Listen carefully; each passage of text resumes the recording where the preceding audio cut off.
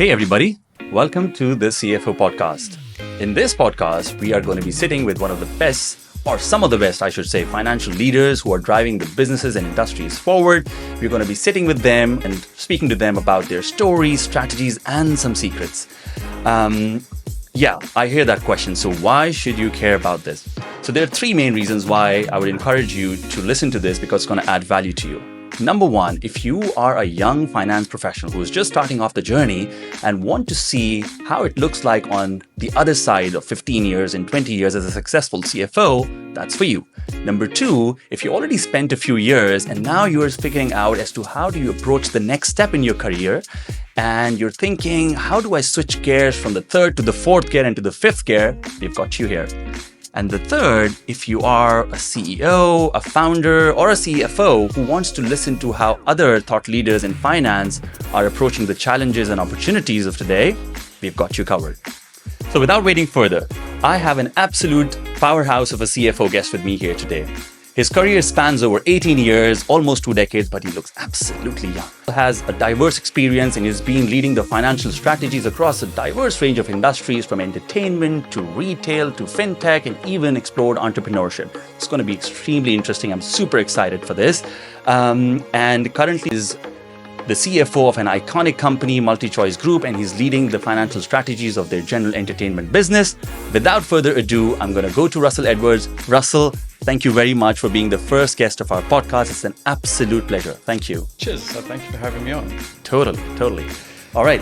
So Russell, I think let's start with your early life, your Russell as a kid. How was Russell in school, in sports? What are some of the things that you opted for, which eventually shaped the Russell that we are talking to today? It's an interesting story to go all the way back there. So I was born in the UK, actually, to English parents, and my parents moved out based on the accent to South Africa when I was 2. So I grew up in South Africa, very small town, middle of nowhere. It was an absolutely amazing upbringing, from the regard that there was a lot of freedom. There was a lot of, it was easy. You were outdoors, you were doing a lot of stuff. And I loved football as a kid, coming from British parents. I was a huge Chelsea fan. So I grew up a lot around sport, and my parents did instill a focus in me on academics. I went to high school in the capital of South Africa, Pretoria. It's a wonderful school there. And I was very lucky that I was given an aptitude test when I was younger, and they told me I should be doing languages. So when I got to the first year of high school, I did German. And I was an abject failure. It was absolutely awful. And what it meant was, when I went to the next year, I went into accounting, and it kind of sparked my love of numbers. So in a different way to maths numbers, accounting numbers kind of tell a story. I found they told a story. So I had an incredible accounting teacher in my first year. And it really sparked an interest in me, because I kind of understood it. I understood the basics. I understood how it came together, and it kind of set my base then for my school career and my university. So when I got to finishing school, I took a couple of years off, but I knew I was going to be heading back to university to study accounting. And in South Africa, there's kind of 5 professions. You're either a doctor, a lawyer, an engineer, an accountant. No, that's only 4, so I'm not sure which one I'm missing, but that kind of, you get the idea. So it was a very simple decision for me, based on how I'd done at school and how I'd found accounting at school, to head over to do accounting. So I went to university. It's very specialized in SA. You study accounting 4 years and then 3 years into articles with one of the audit firms. So I did that. I was very lucky. I managed to join PwC. They picked me up during my second year with an intern program they had. I was through a friend of mine, on an international leadership summit. We went to Portugal, and that gave me a bursary and got me into PwC. And it was a wonderful foundation into the career. I think PwC is an organization where you can learn, you work with like-minded individuals. It was fantastic. So also a great introduction into the world of finance. I think auditing is not what I necessarily expected it to be. First year was a bit tough, but I think as you learn and understand what it is, and you can take from it a learning of business. In the beginning, you're just trying to keep your head above water and keep afloat. But as you're going through your articles, you get exposed to amazing professionals. You get exposed to amazing businesses that you can look at and learn from, and speak to people that within your own organization. There's a wealth of knowledge and experience there that you can learn from. So it was a wonderful introduction into the world of kind of finance and business finance. How do the pieces come together? Where do they come from? Meeting CFOs, CEOs, asking them questions on how the business runs, and working with amazing people. So that's my journey to how I got to my career kicked off, so to speak. Now, this is so relatable to me, Russell, and to many others, I'm sure, because I started off pretty much in the same fashion. Started off with an audit firm, again, PwC or any other big four, any other reputable accounting firm gives you the right tools and the experiences which then shape your career going forward. I think it's an interesting point because, Russell, share me your stories as a young sort of finance graduate who enters into an audit firm, because as far as I recall from my journey, there is a huge mountain that is loaded onto your shoulders as you start off an auditing journey. I still remember, I think the only time that I've cried in a bathroom would be in my auditing life because I couldn't finish on the deadlines. There was an insane amount of pressure to deliver. Share some stories around your journey as a young audit trainee. So I've kind of blocked those back into the back of my memory to kind of keep me out of them. But, I remember our very first audit. It was a new audit for the firm, so there was no prior year files to go on.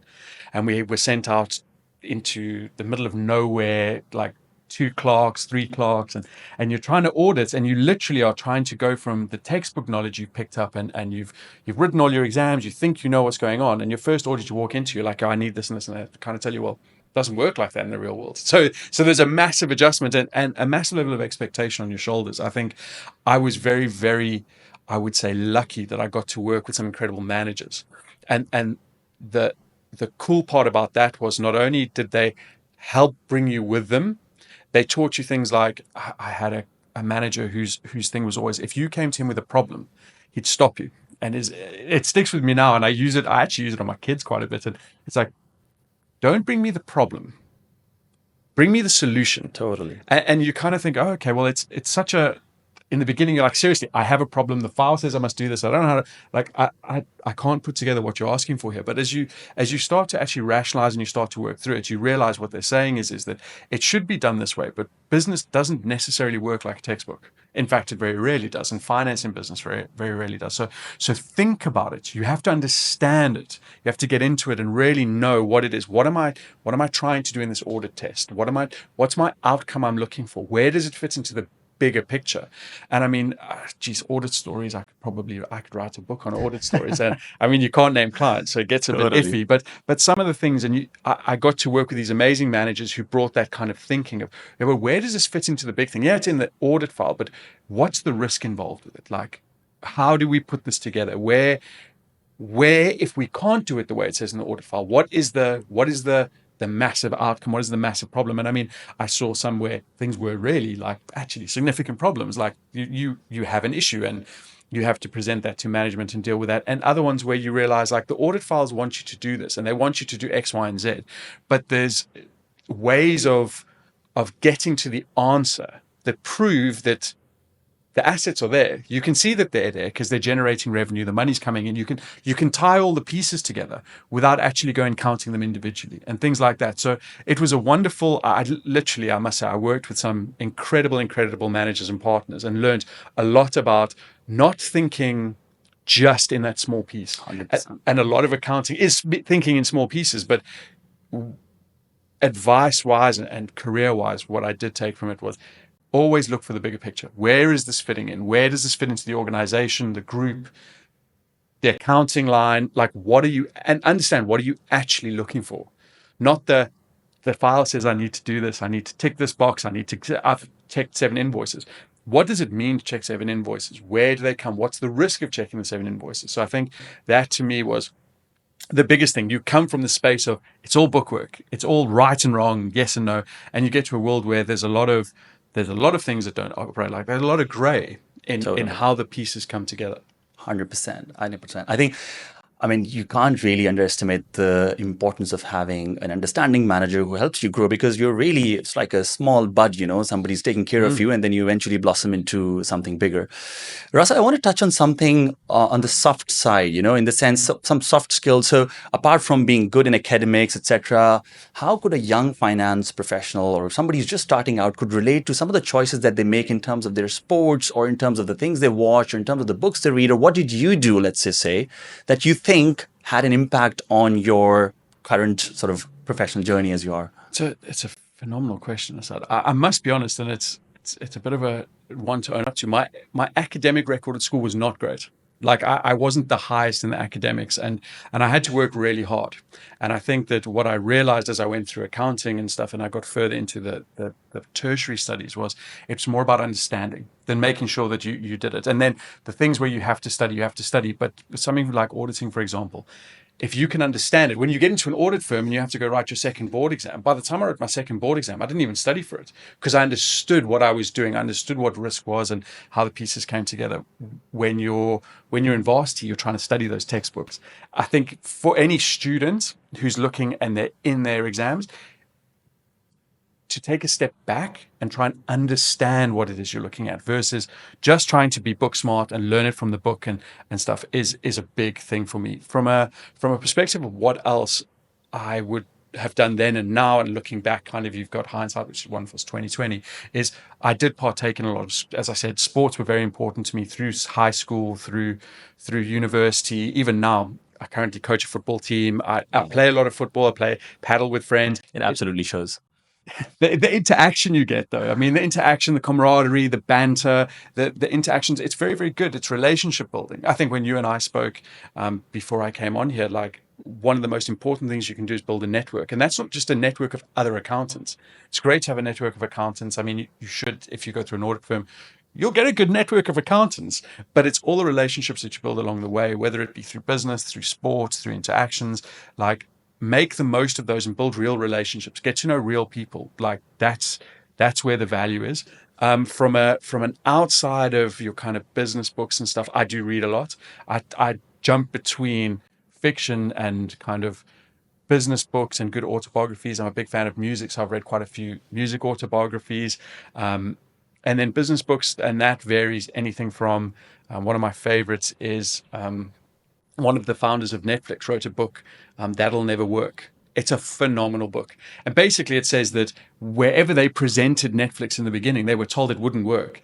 And just by the luck of a specific post office they used to test the idea, it worked. They went with it. But it kind of says in the book, if they'd have posted from any other post office, it would have been a fail. And there's so many real life learnings. I think that we should learn from what other people do. I'm a big believer of don't reinvent the wheel. Like, listen, learn, see what's out there. So any books that you can read or learn from or interact with that are of interest to you, don't just read for the sake of reading. A lot of people like read because it's like, it's a good thing, tick the box. It's like, I read this many business books, but read things that are relevant to where you are in your career. Read books that are related to what you're doing. Listen to podcasts. I mean, I listen to a lot of, in fact, unfortunately, I will listen to your podcast now, but I listen to very few finance podcasts. I listen to a lot of business, marketing, creative podcasts because it's outside of what we do every day. So it's interesting to just get different perspectives. You don't want to be too narrow in your focus around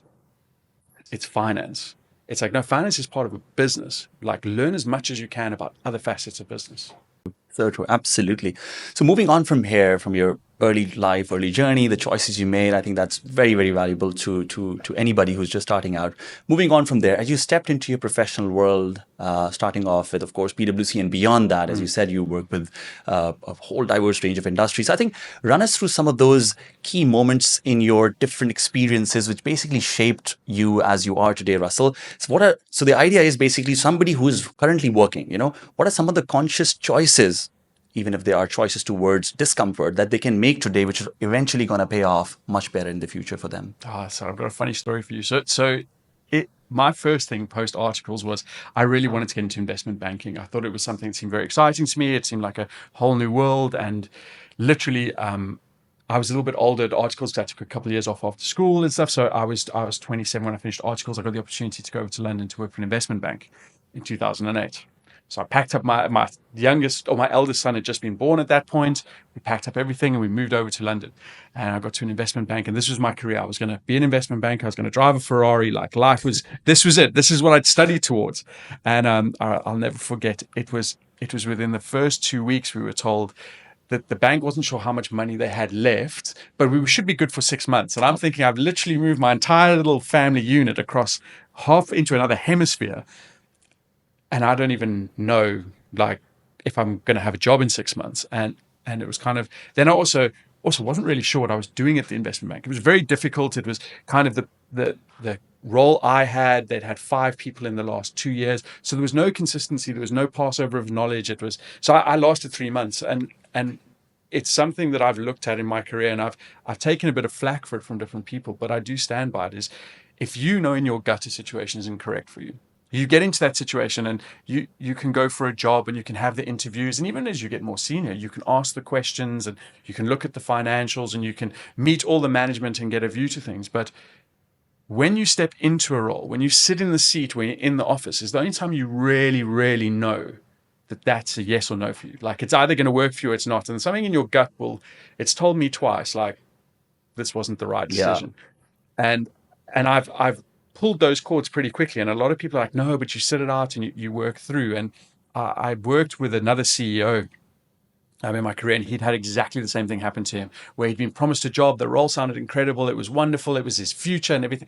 And 6 months later, he was out the door because he was like, it doesn't align with my values and things. So I think from my career, like I said, I went over, and if you don't, well, I thought I knew, but obviously clearly I didn't, what you're getting into. So I actually took a bit of time then, and I spent 2.5 years at PwC, and I made sure I diversified my client base as much as I could on clients that I thought, this is an industry I want to go and learn from.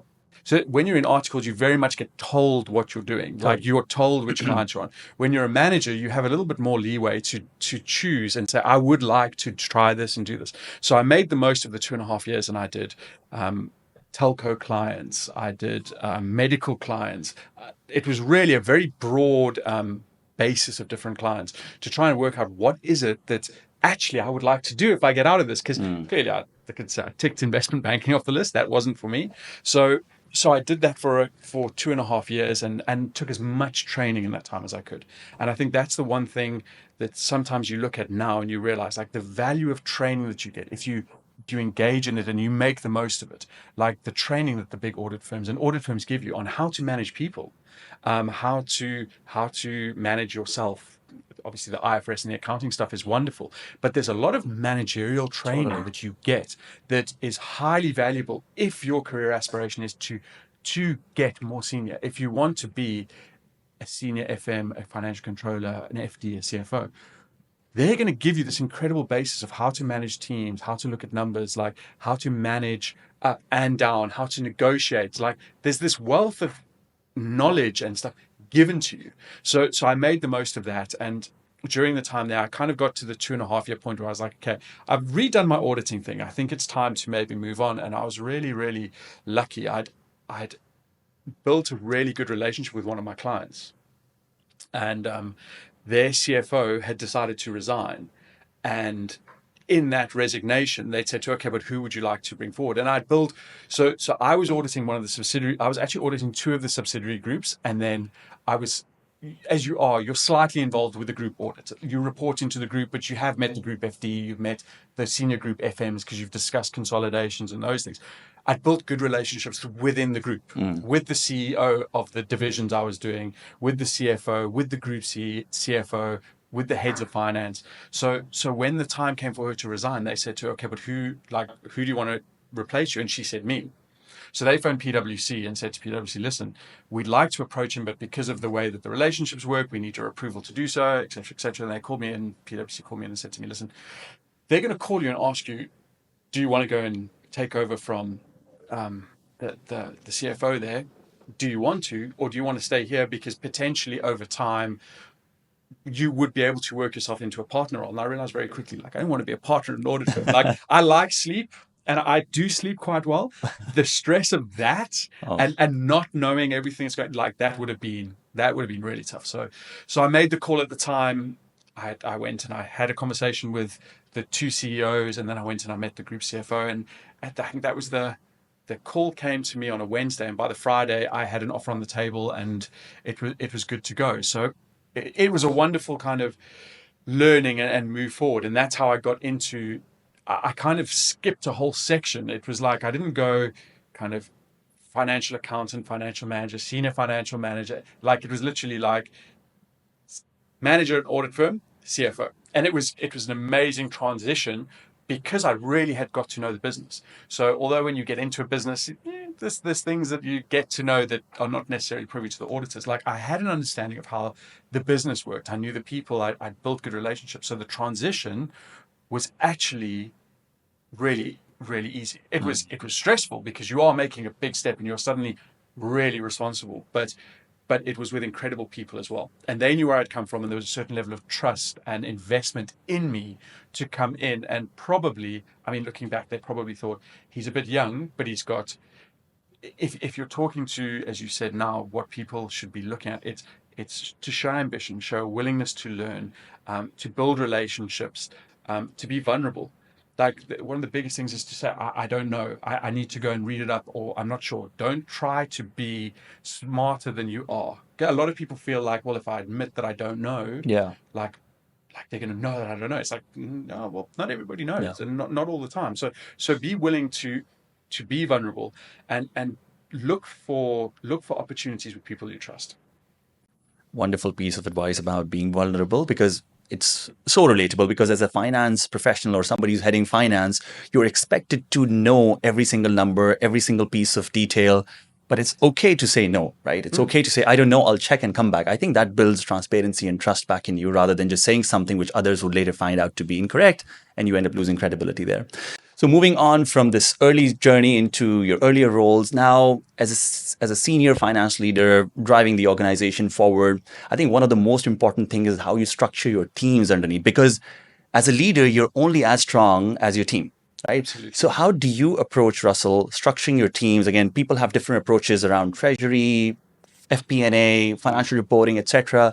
What's your mantra of structuring teams? So look, I think if I look at how I've chosen to do it up until now, what I really like to do is I like to map finance to business, because I think finance is not separate to business. Finance is business. True.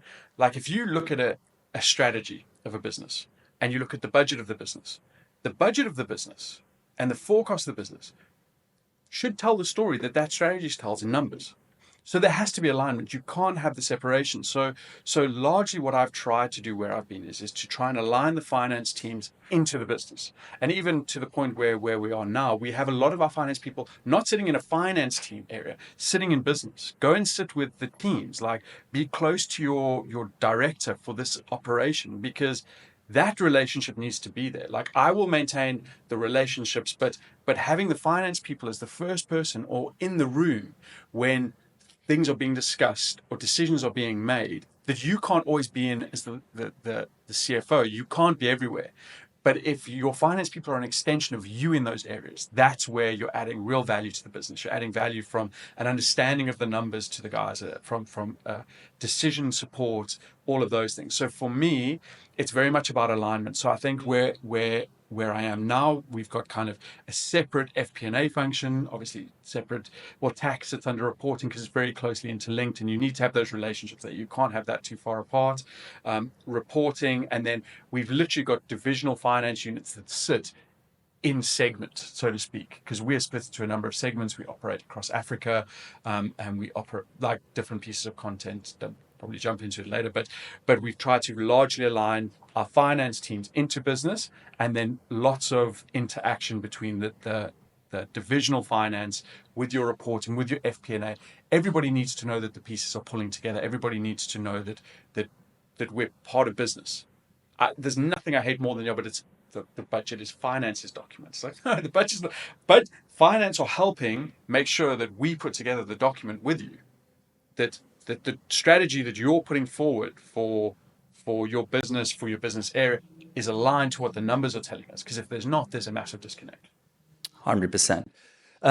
Russell, taking this forward, so from a team structure perspective, tell me if it's a myth or if it's real that as a CFO, you're only as strong as your 2OIC, the deputy that you have, be it a financial controller or director of finance, because as you already said, as a CFO, you can't be in all the places, right?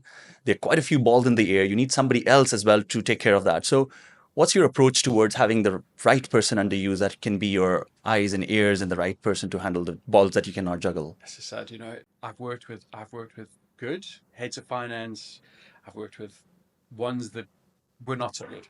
I can tell you now that as a CFO, to have a head of finance who's methodical, has a very good base of control, is a strong accounting basis that is rational, that is calm, because they are the first line of when things start to happen or things come up. They're the first person who hears about it. For them to be able to have a very strong sort of persona or personality to be able to deal with those things, it's exceptionally valuable. I'm very lucky that, like I say, I've dealt with a couple that were maybe not so good, so I've got a very good comparison. Sure. And I'm very lucky at the moment. I have an absolutely exceptional head of finance, and the stress that it takes off you as a CFO, because you know that the numbers that are coming to you have that they've been reviewed, that where we're looking at controls, that those controls are in place and that they're being followed, that the interactions with the various business units, your interactions with internal audits, like you've got comfort that a lot of what needs to be there isn't. And the other thing is the transparency and the trust that if something is wrong, it's immediately flagged to you. I think that in finance, as you'll know, that there's always this risk of like, oh, well, we don't really want to tell the person because we found this mistake, or we've made a mistake. How do we fix it? And the problem is without that transparency, what you often get is it's very finance pops things out. It's very difficult to hide things in finance. Even as finance professionals, like some of the things I've seen, you kind of think, guys, come on, like, and when the guys don't have that transparency, you lose trust for the whole thing, and not just what you found, it's what you haven't found. I think that's a big thing for me, is when you're sitting there and you don't have the trust and you are concerned. It's not what I know, it's what I don't know. So to have a team, and that goes actually for me even beyond my head of finance and the current thing is my FMs. To know that I've got a good relationship with them, that they will raise to us immediately if there's issues, that we're trying to be ahead of things, that gives us time, that we work together. Because when people start to work in silos and they try to like solve their problems themselves, what happens is that mistakes are made and things are done, and it's all the heads together can fix a problem a lot better than somebody sitting in a silo.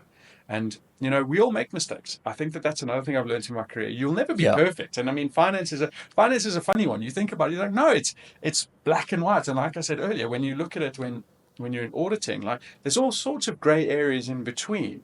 To make sure that you're all on the same page and that you are all working together to the same outcome, I think is massively invaluable. Absolutely. And just to draw one thread out of this, how important as a CFO for you is to be approachable? Because as you said, mistakes do happen. Yeah. If the people under you are fearful of sort of pulling out those mistakes, then actually it becomes a bigger mistake, right? So how do you take this as a CFO? Listen, it's a funny one. Hey? Like you put out there all the time that like you've got an open door policy. If there's issues, please come discuss. Like, but I think it is very much in your interactions with people. It's the way that you show up when something goes wrong. Yeah. Because it's all good and well to have this kind of mantra that's like, yes, like I'm open, like come to me and like I will help you. It doesn't help if when something doesn't go right that you scream and shout and lose your mind and want to fire people and throw people out of windows, kind of thing. Like, yeah. And I've worked with people before who were extreme in some of these things. It's like I've been screamed at, like, and you kind of think, okay, well, that is going to make me think twice about how I approach you when there isn't something right. And I mean, it's a very difficult one, because I think as the CFO, and my approach has always been, I am ultimately responsible for the numbers. 100%. So whether they're right or wrong, that's mine. So the mistakes that other people make are my mistakes. Those are things that I have to take responsibility for. So I will take responsibility. Let's fix it together. And like I say, at the end of the day, as long as we're not making the same mistake over and over again, because that's a little bit of a different kind of 100%. Problem. But mistakes will be made. It's how do we fix them? How do we resolve them? How do we move forward? And I think that I've never worked in a slow-paced finance environment. There's always been a lot going on wherever I've been. And I think you kind of get this view that, I don't know where we get it from, but like, but things work and everything everything should be easy. It's not. Nowhere that I've seen or audited even has it been like, oh, everybody's got it's really like no stress and easy, very zen. It's like, no, it doesn't work like that. So in those high stress situations, in those high stress environments, when things are constantly changing and you're constantly evolving and you're checking this and you're moving this, like there will be mistakes. Like it's one of those things. It's just to say, okay, cool. How do we fix it? How do we be transparent about it as quickly as possible? And I mean, that goes for my transparency to my seniors. I mean, I report into group CFOs, and it's sometimes you just have to pick up the phone and say, listen, Yeah. you know, the budget, the one that we were discussing, yeah, there's about X million in there that we've got a little bit of a problem with. We made this change, and in updating, we forgot to take this out or whatever. And I suppose it's the speed of the transparency. Because the quicker we get it out there, the quicker we can work out what we can do, and then putting it together as a team, because that's the way you solve things. Absolutely right. You own the mistakes as the leader of the function. I do the same. The kind of approach that I keep is that there's absolutely all room for honest mistakes. What I have limited room for is negligence, where something was really basic that you should have checked. I mean, something that you thought about and still led to a mistake, fine. But something that you should have thought about, you didn't. Okay, that sounds like negligence to me. I suppose if we unpack that one a little bit more, what was the situation that gave rise to the mistake? So yes, if it's something you should be doing every week and you've gotten sloppy, and that's more indicative of another problem. But in a high stress environment where things are constantly changing, and you've asked somebody to put an example, like you've asked somebody to put something in, then you've asked them to take it out, then it's been changed, and somewhere in the middle the number doesn't come out right, you've got to look at it. So I think that, aside, in my personal view, it is very much, you build relationships with people. 100%. You build relationships with your team. You know the guys that are trying their best, that make a genuine mistake. And that to me is like, it's a genuine mistake. Like, I would trust my team with my life. So 100%. I know that the guys that I've got sitting in my office now, if they make a mistake, they made a mistake. I'm not always going to be absolutely happy about it. And I think that you'll see it. Like, I'm quite an animated person. So I have to control, like, that I'm a little bit frustrated by something. So I kind of control that in yourself. But you know that the guys are trying. I think that the difference is to your point, where it's either something that's been done that you should have been told about, that's trying to hide something, or something that they should know better. And it's the I don't know if it's a word, deliberacy of something. Yeah. Like, was this done deliberately? Because then I might have a problem with it. Yeah. Or like, should this have been done better? And we under no pressure. Is this the sign that your team's under stress? But to me, the bigger thing is if you've employed the right people and you trust those people and you've been involved in the hiring process and you interact with them, you'll know your team. Yeah. You'll know what they're capable of. So, Totally. so you'll quickly know, is this negligence? Is this, like, are they dead tired because something's going on at home? It's such a broad spectrum. No, totally. I mean, I think the bottom line is, from my end as well, Russell, is just concluding from what you said, you got to stand right in front of your team for every single thing. If it's a bullet, you got to take the bullet, of course. Then you do internal accountability for their betterment, for their learning, etc.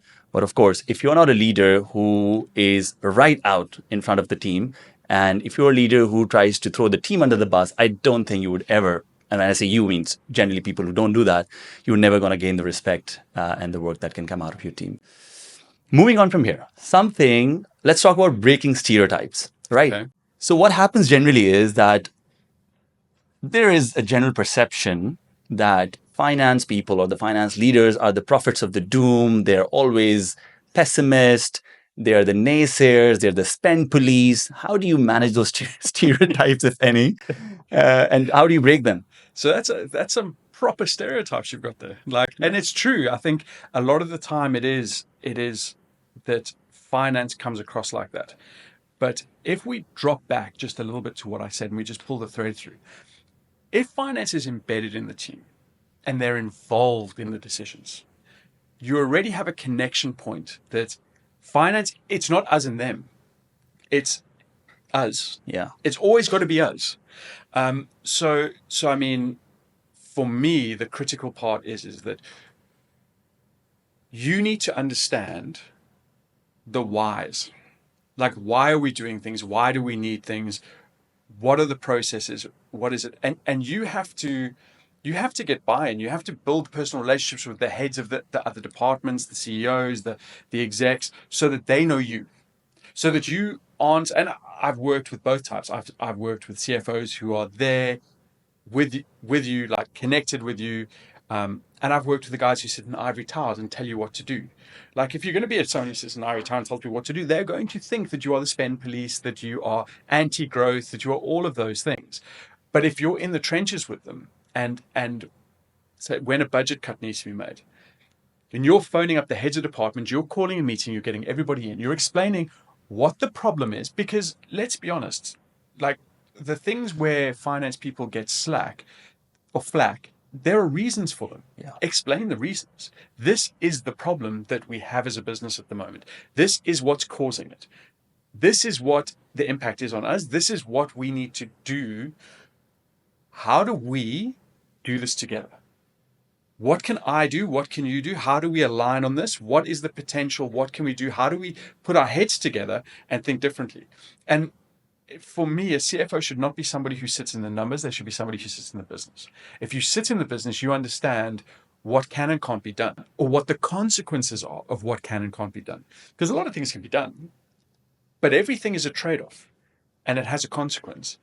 But by being visible in the meetings, by asking the questions, by having one-on-ones with all of the execs, by really being entrenched with them, by asking them questions, by being the first person that they come to, like I say, outside of the finance people that you've embedded, but in embedding in a lot of my roles, in embedding finance people in the business, there's been a big connection between myself and the business head, and lots of discussions on what we're trying to achieve and what are their pain points. I think that's always the thing. Like whenever I start a job, you want to go and sit with all of the heads and you want to say to them, what are your pain points with finance? Yeah. I mean, I had a role where I was employed and the guy said to me, listen, you've got an exceptional head of finance. The team is running exceptionally. Everything is brilliant. So I thought, oh, fantastic. That sounds amazing. And then you get there and you say, okay, I'm going to meet with all the heads, and you say to them, okay, this isn't done. This isn't done. This isn't done. This isn't making sense. And you're like, okay, so there's a big disconnect between the finance community version of the world and the business. And what we did then was we said, okay, cool. We're going to take all of these things and we're going to build projects to address them. And we're going to bring the finance teams into your thing. Because they're like, I've had things. We never see the finance people. I'm like, but you have a finance manager who's responsible for your area. No, I don't even know who they are. I was like, wow, okay. That's deeply disturbing. But it's businesses, relationships, and businesses people working together. So you need to lead that from the front. You need to be the one showing people, this is what I do and this is what and you have to be quite open and honest about it and put down a market. This is what I expect. This is what I need you guys to do. And then you have the regular check-ins with the business guys. Like, how's it going? Have we addressed the problems? What new problems have you got? And now it's fantastic. I mean, now in my current role, when there's a problem, it's immediately a phone call. Listen, this is what's going on. We've spoken to the accountants and the FMs. This is what we're thinking. Let's get you and the CEO in a room. Like, can we iron it out? It's a fantastic combination of working together. And that to me is how you deal with the problems of finance being the blockers and the unimaginative. It's like, no, we are with you, but we just need to understand what does it mean financially and how do we get it there. And over time, they also realize, because I mean, I work in a creative space. Can you imagine? Like we joke with the guys. I mean, they'll see this. They know it's like, we're not trying to get in the way, but what we do need to do is we need to manage that the costs make sense. Like, yes, it would be lovely to blow up a massive building, but we don't have the budget to blow up a massive building. So how do we manage these things? How do we make things work that you get what you need, but that from a business justification perspective, we don't have endless money to spend. Russell, something that really struck me, as you said, CFO sits in the business, not in the numbers. That is so true. I'll just like to expand a little bit on this. So I think while we do this comparison between us and them, means finance and business, but actually what I also feel is that onus is on us to basically correct those stereotypes. And I'll say why. It's because it's like the theory of evolution. So remember where the accountants or finance leaders are born. They're born in an audit firm mostly, right? The audit firms wire them in a certain way, which then shape how they think in the future. They wire them with materiality, the amount that you cannot let things go. So that way you're shaped with the numbers and with a very limited amount of flexibility. So I think, and I would like to take your thoughts on this, it's very important that as you grow into your roles in the future, you have to break those wires and have to replace them with new wires, meaning, of course, be principled, but be flexible at the same time, right? Otherwise, you would never be able to develop that connect with the business. And again, you will always be going to be considered as spend police or whatever else it may turn out to be. So can I go a step further than that? Please. Go back to university and go back and look at what we study. Yeah. Articles, university, where you get to your CA qualification. You're studying risk. You're literally hardwired risk aversion. Yeah. Risk is a problem. Don't let there be risk. I mean, audit sections start with risk assessment. It's risk. My wife talks to me. She's like, yes, you literally. It's like I am very skeptical. Professional skepticism. I'm very very skeptical. So those are things that we pick up from our late teens into these things. So I mean, it's not just the hardwiring of the audit firms and material. Like it goes deeper and further. And I think that the reality is that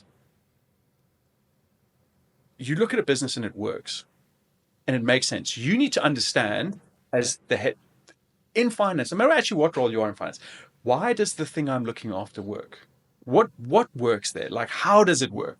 Like, what is it? Like, understand for yourself. Like, it's all little businesses. Like, how does this section work? How does it contribute to the bigger overall business that we operate in? Because we would be like, no, don't spend the money. It's like, no, don't think like that. Think of, what does spending this money get me? How does spending this money translate in the future? What am I trying to build? And I'm like, I've got a lot of thoughts on this at the moment. So I'm reading some very interesting books, and it's very much this, like, what are you trying to build?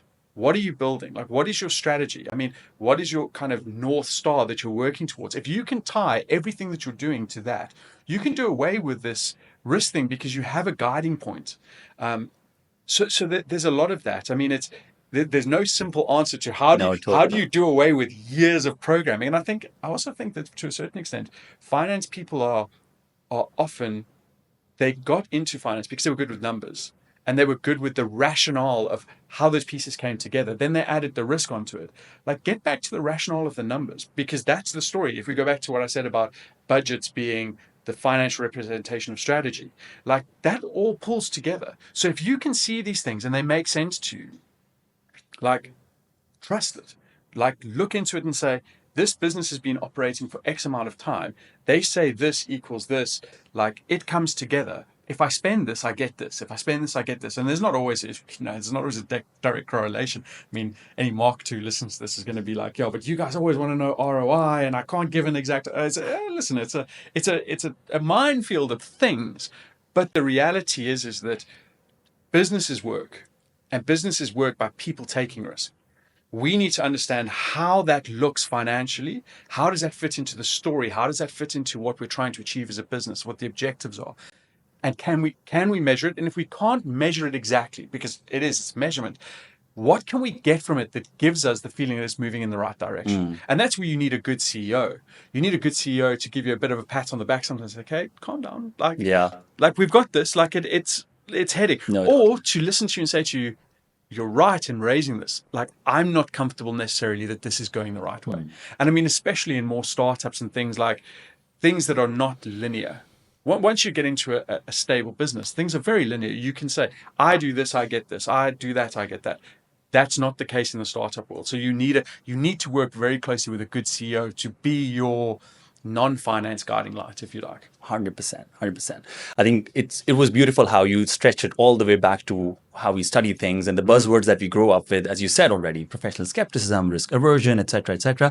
I think the key point here that I took away from your talk is that, again, accounting standards, risk, prudence, etc., is important, but it's only going to take you this far. If you want to go that far, then, as you said already, sit with the business and not with the numbers only.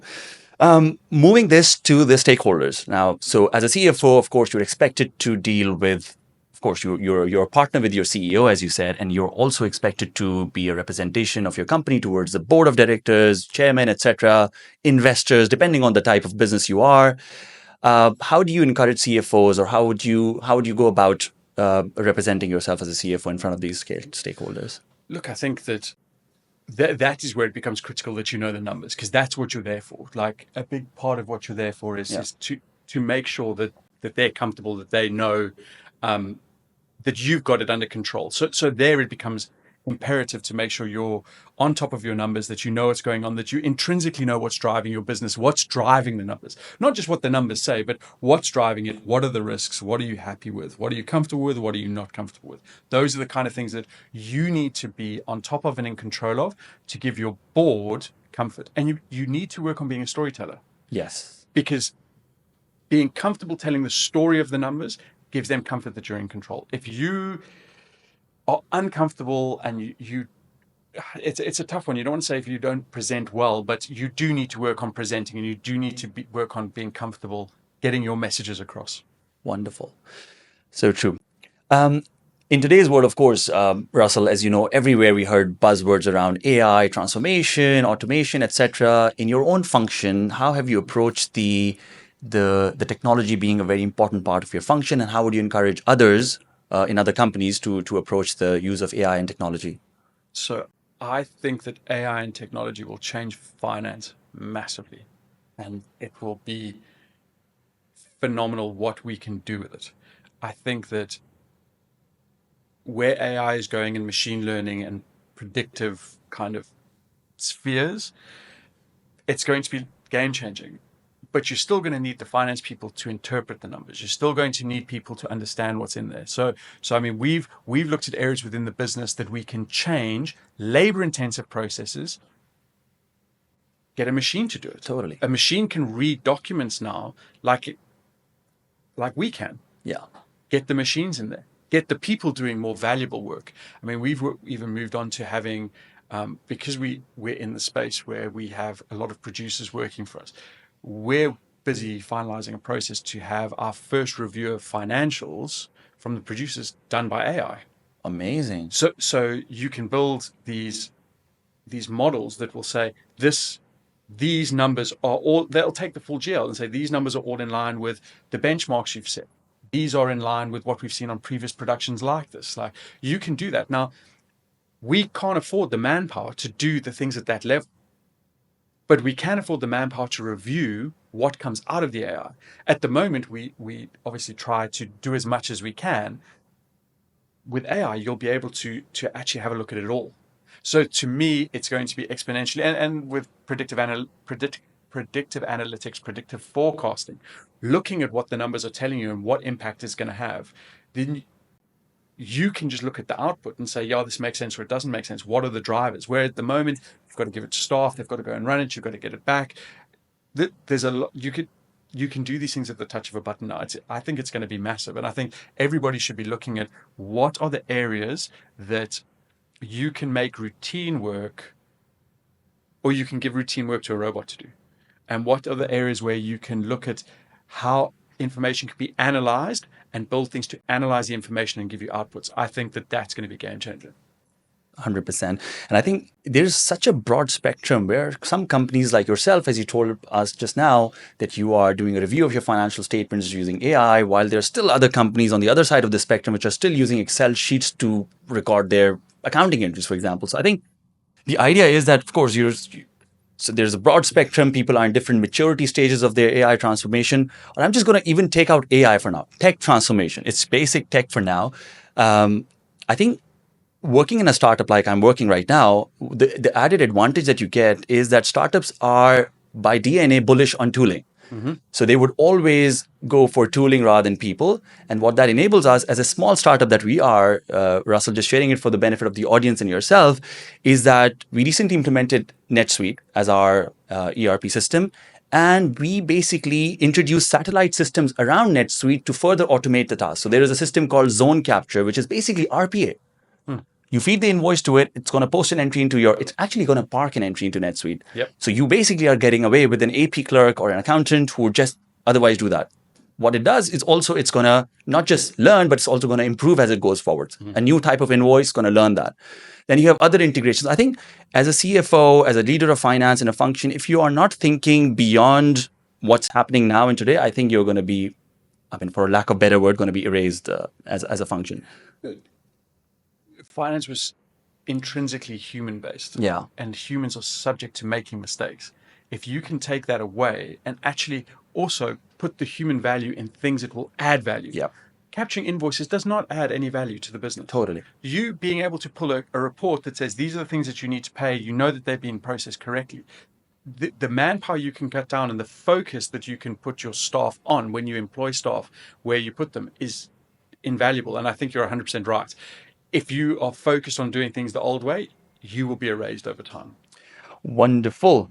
So, Russell, again, it's such a pleasure to talk to you because you bring such a diverse blend of experiences with some of the big corporate giants, with your own startup. Entrepreneurship is something that every person dreams of, right? So many people who are listening to this, who are working in their trenches, they're like, one day I'm going to start something of my own. So what are some of the lessons, some of the learnings that you would want to share with the others who are thinking of starting something of their own? Start. I know it sounds like a crazy thing, but I know I'd wanted to start things for many years, literally. But I'd never pushed through the block of the idea to the rubber hitting the road kind of thing. Never actually made it happen. Just go and do it. We're in an age now where you can build a website. Anybody can build a website. Like, it literally is that easy. And there's amazing courses out there to help people with a lot of things. A lot of people are doing and then selling. So they're building websites and they're teaching you how to do it. They're writing copyrights and books and teaching you how to do it. Everything is out there for us. I think there's never been an age where there's this much information and this much potential to actually just start. So my advice is just take what you want to do and start. Don't get too caught up in I think especially with other business plan, business model, forecast, budget. No, Start with something small. Make sure that the basic maths make sense in your head, that you're not going to overextend yourself and lose hundreds of thousands of dirham or dollars or rands in doing it. And just start. Just start and go with it, because it's going to iterate into something else. But what you'll learn from it and what you'll gain from it is where the value really is. And it may become something. It may become the next Moment or multi-choice, or who knows, or it may just be your next step into meeting people and moving somewhere else. But everything you do moves you forward. Amazing. So true. Cannot add anything further to this. So from now that, again, we had a wonderful discussion with you, Russell. We got to know about your early life, how you progressed your career, how you attached yourself to the business and not to the numbers. You became a strategic CFO, not just a reporting CFO. Again, these are the two broad distinctions that people like to make. So it's been so valuable to hear your thoughts.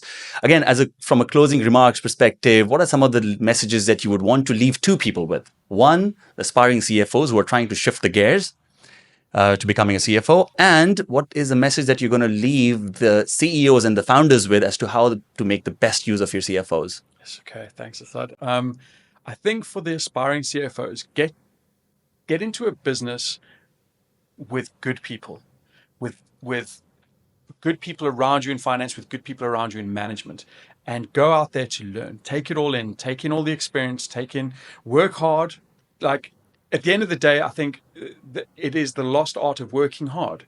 No people get where they get by sitting on their backsides and doing nothing. It's hard work. You don't get opportunities by not showing up. And take your chances.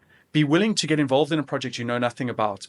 Be the finance person who stands out a bit, who wants to learn, who isn't about the numbers, who really is engaged and wants to understand the business. I think that is what people see. The people who are willing to put in the effort and to go beyond finance, to be engaged, to give more, and then to your kind of your CEOs and in your businesses. I think that a CFO, if you're looking for a CFO, it goes far beyond accounting.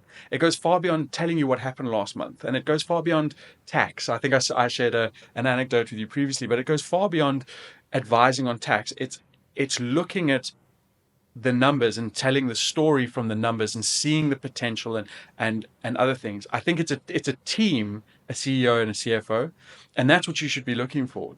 Like, CEOs should be looking for somebody that they can trust, that will have the finance reins, that can tell them the risk perspective, but is balanced in risk and growth, especially in the startup world. It's risk and growth. I'm putting out risk, for growth. Like that's where you're playing. So to know that you get somebody in who's got that and that you can gel with, because they're going to be as close as your wife. I think, like, I've got my head of legal and my CEO. I speak to them more than I speak to my wife on the phone. You need to then have good relationships with those people. That it's not just work. Like, you need rapport and you need trust. So that to me is what's imperative, is building that trust relationship with a CFO who's going to give you way more than tell you what happened last month, that's going to show you the potential for what could come, where things could go, good and bad. Russell, it has been an absolute honor and pleasure. It was so good having you. I am totally left inspired. And I'm sure so many people who are watching this or at different stages of their career must have been left inspired as well. So thank you so very much. Cheers, it's a pleasure having you. So if you would like to connect with Russell, he's available on LinkedIn. We had an amazing chat about the journey of CFOs from the start till where he is now, and much more to come. If you would like to learn more, have any questions, just connect with him on LinkedIn. I'm going to drop his profile in the link below for you to connect and take it forward. Thank you very much. Have a good day. Cheers.